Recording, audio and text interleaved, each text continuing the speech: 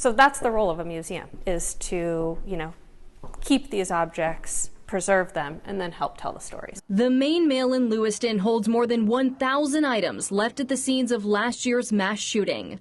Messages cover an entire wall.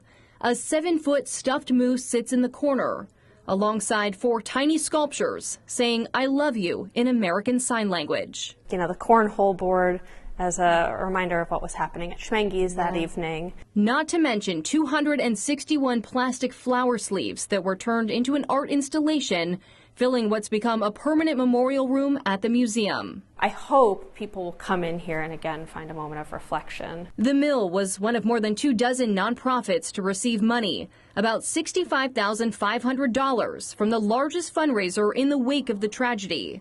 Executive Director Rachel Ferrante says it's allowed them to focus on this project. It also, in the next year, is going to allow us to take some oral histories of community members and of some community leaders. The Maine Community Foundation led that fundraiser, ultimately collecting $6.6 million in donations.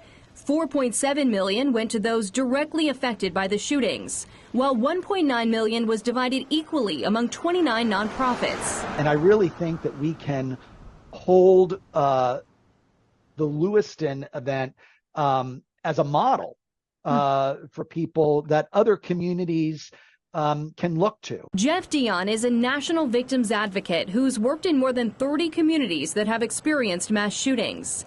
He got the call to help in Lewiston less than 24 hours after it happened. I told them the most important thing to do is you need to have 2 separate funds because there are numerous legitimate needs arising out of an incident like this. Donors had the choice between giving to the Victims and Families Fund or the Broad Recovery and Organizations Fund. We had a very tight circle of who could get an actual cash payout, but we recognize that lots of other people were impacted and traumatized. And so for that broader community, that's why that nonprofit response piece is important as well. The 2 funds have faced scrutiny in recent weeks, including questions about how nonprofits use that money and claims that several people affected received little to no aid. The Uvalde Foundation for Kids, an out-of-state group, says it's launching an independent review. The group didn't make anyone available for an interview or answer any of our questions. 100% of the money that was donated to victims went to victims and survivors. With feedback from the public, Dion says it was ultimately 2 steering committees made up of local leaders that determined eligibility and amounts. The Victims and Families Fund went to 162 individuals. The committee prioritized legal heirs of those who died, followed by people who were injured or present at the shootings. Do you think it's inevitable that no matter how fair and transparent you are about the process, there are always going to be people who are disappointed? Absolutely. And part of that is the nature of trauma. When people experience trauma, their trust has been violated.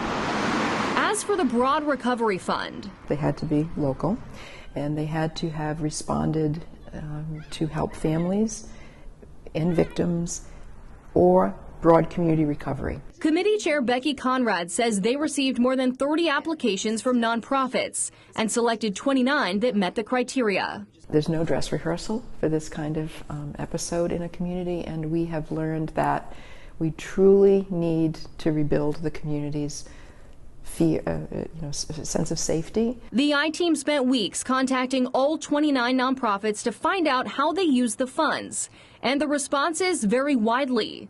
Places like the Trinity Jubilee Center sprang into action during the lockdown, providing shelter for homeless people and food for children who couldn't access school meals. The Boys and Girls Club stayed open extra hours after the tragedy and offered space to families for crisis management.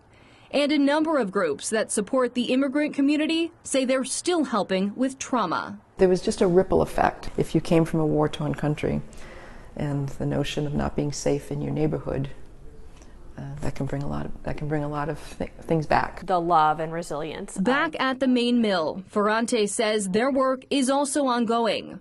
The next step is to trace these objects back to the people who left them. The stories behind those objects is really what gives them meaning. Why is remembrance so important with something like this? Yeah, hopefully we learn and we get stronger, and I think having the physicality of some of the objects and a real object-specific example of how the community comes together after this terrible tragedy does begin to help people heal.